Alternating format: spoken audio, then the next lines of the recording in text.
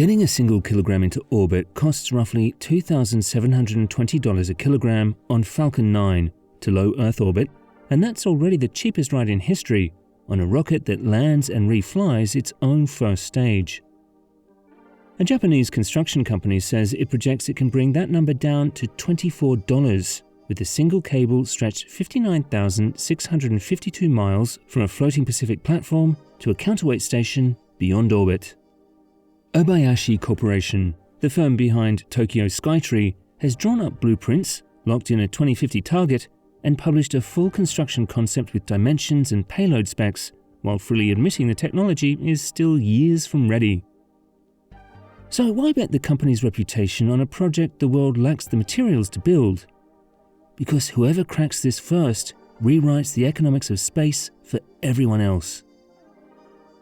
A space elevator is a cable held in tension between the ground and a point far beyond orbit, working on the same physics that keep a ball on a string taut when you spin it around your hand. Earth's gravity pulls the cable down, while a counterweight, flung outward past geostationary orbit by Earth's rotation, pulls it up. The two forces balance and the cable stays rigid, fixed over a single point on the equator. Here is the counterintuitive part. You deploy the structure down from space rather than building it upward from the ground. Climbers, mechanical vehicles powered by electricity, would crawl up and down the cable carrying cargo, with the entire system running without combustion or fuel tanks. The real prize goes beyond satellites.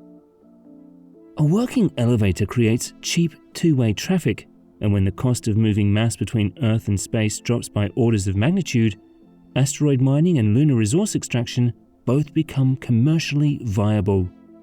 There's also the energy angle. A climber descending from orbit can regenerate electricity on the way down, with some proposals suggesting the system could feed power back into the grid. And the payoff isn't abstract. Satellites already run the parts of daily life most people never think about. The GPS in every phone, the forecast that drives storm warnings, the imaging that guides disaster response, the broadband now reaching communities that fiber never will. Cut the cost of putting them up by orders of magnitude, and all of it gets cheaper, more redundant, and harder to knock offline. The space economy isn't a distant frontier, it's the invisible infrastructure underneath ordinary life, and this is a bet on making it dramatically cheaper to maintain. This concept is over 130 years old. Konstantin Tsiolkovsky first sketched the idea of reaching geostationary altitude in 1895, inspired by the Eiffel Tower, though his version was a tower built from the ground up rather than a cable suspended from orbit. Arthur C. Clarke brought it into popular imagination with his 1979 novel The Fountains of Paradise, and Bradley Edwards, working under a NASA grant in the early 2000s, produced the modern engineering blueprint that every serious proposal since has borrowed from. The dream is old. The blueprints are new. Obayashi Corporation announced its space elevator construction plan in 2012 with concrete specs: a 59,652-mile carbon nanotube cable, a 1,312-foot diameter floating earth port, 100-ton climbers, and a 12,500-ton counterweight at the far end. The trip to geostationary orbit would take about 8 days.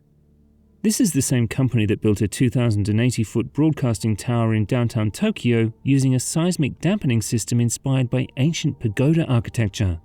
A firm that thinks in decades and builds at scales most engineering firms consider theoretical.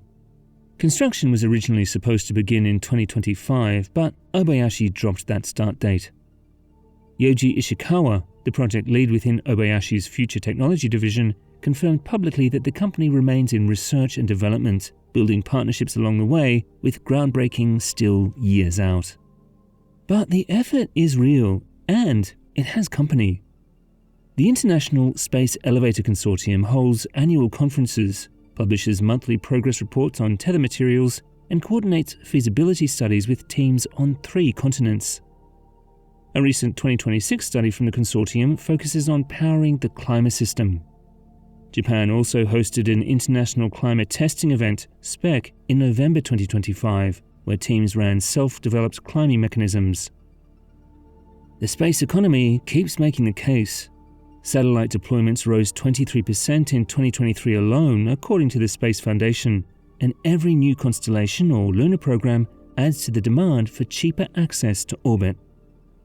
Start with the Earthport, a floating ocean platform roughly 1,312 feet across, engineered to survive equatorial waters for a century, sitting in the equatorial Pacific where the physics demand it. As covered, the build runs in reverse, from orbit downward.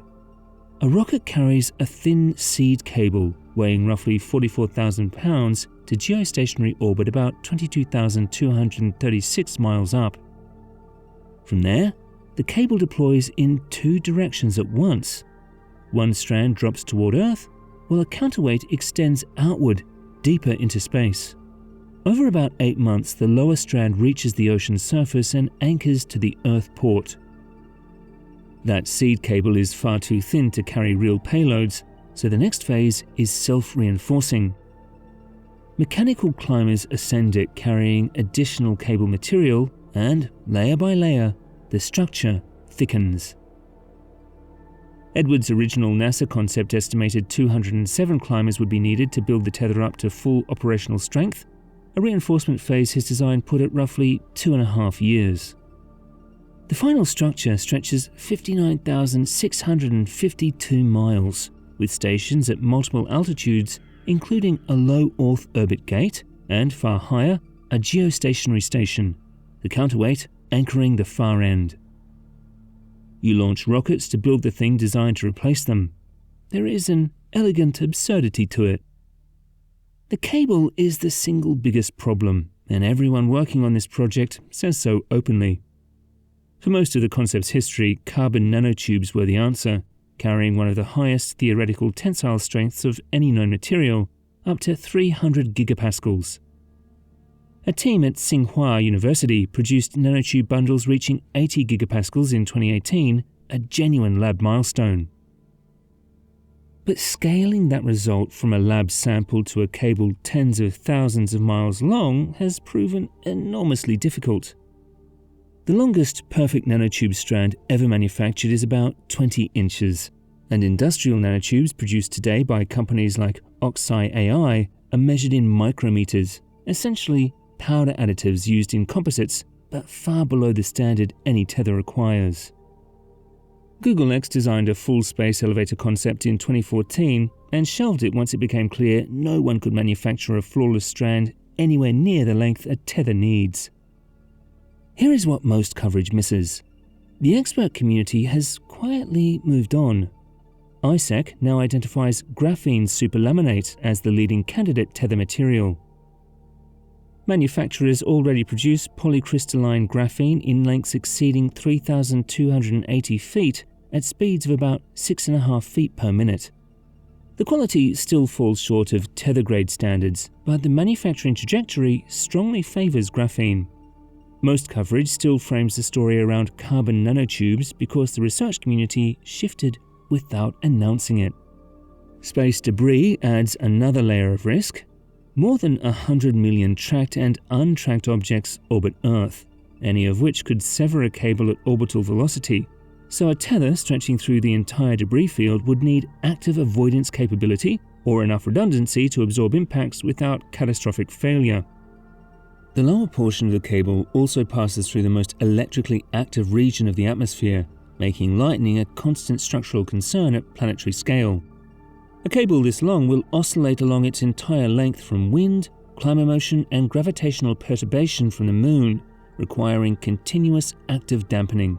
Then there is the failure scenario that every audience eventually asks about. If the cable snaps, the section above the breakpoint whips outward into space, while the section below falls, dropping into the ocean at low altitudes or wrapping thousands of miles of material around the equator at high altitudes, burning up partially in the atmosphere on the way down.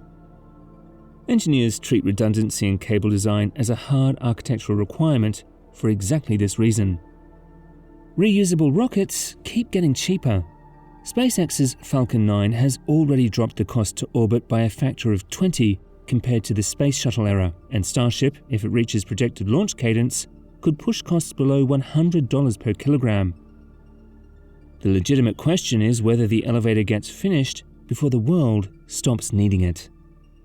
The estimated price tag sits around $100 billion, a real number for a project requiring equatorial access, international cooperation, and materials still in development. That cost functions as a filter. Only a handful of nations or coalitions could fund it. And the $100 billion covers construction only.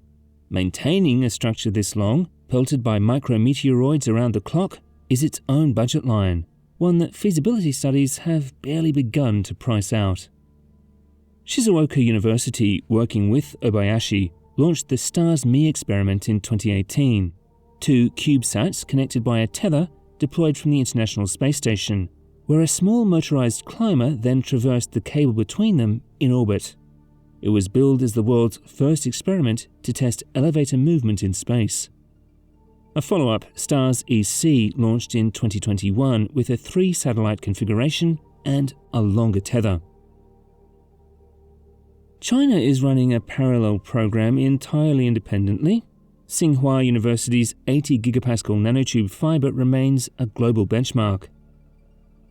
Northwestern Polytechnical University in Xi'an operates a dedicated space elevator research center, and in 2021, state-owned Xinhua released a concept video for Skyladder, a linked Earth and Moon elevator system China claims could cut the cost of lunar transport by 96%. The two nations are competing programs, and China faces a geographic constraint Japan does not. With no equatorial territory, any Chinese Earth-based elevator would require international partnerships just to anchor the cable. In the United States, the story is one of early ambition that stalled. Liftport Group conducted balloon tether tests in 2006 and aimed for a 2010 timeline, but never built its planned nanotube manufacturing facility. Google X froze its design in 2014. Bradley Edwards foundational research under NASA remains the most widely cited engineering framework on the subject, with nearly every active program worldwide still building on it. But American entities have stepped back from full-scale development. ISAC and the International Academy of Astronautics keep the global feasibility work alive. The IAA's comprehensive 2013 assessment concluded that the concept is physically sound, gated behind one critical capability: the tether material. ISAC's 2026 conference will cover climber power systems and tether deployment methods. The honest scorecard? Nobody is close to breaking ground, but the research is funded, structured, and distributed across the world's major space powers. The physics works and the engineering plans exist. Manufacturing capability and economics are the real gates, with the underlying science fully on side. Arthur C. Clarke once said the space elevator will be built about 50 years after everyone stops laughing. People mostly stopped laughing when Obayashi put real specs on the table, and the timeline from there depends on graphene, funding, and whether the economics of rocketry leave room for an alternative. And if it does get built, the thing that changes isn't really the cable. It's who gets to use space. Routine, cheap access turns orbit from a place a handful of governments and billionaires can reach into ordinary infrastructure. The way containerized shipping quietly rewired global trade. That's the real stake. Not the spectacle of a thread to the sky, but whether the next century treats space as a frontier or as a road everyone can use. Worth considering. The first space elevator could be somewhere other than Earth. The Moon's gravity runs at 1/6 of Earth's and Mars at about 1/3. And at those scales, materials we already have could handle the job. A lunar elevator using existing high-strength polymers is within current engineering reach, which means the elevator to Earth orbit might arrive as a second act, after someone proves the concept somewhere the physics are easier. What would you spend $100 billion on first? A space elevator from Earth or one from the Moon? Drop your answer in the comments. Subscribe for more Megabuild stories.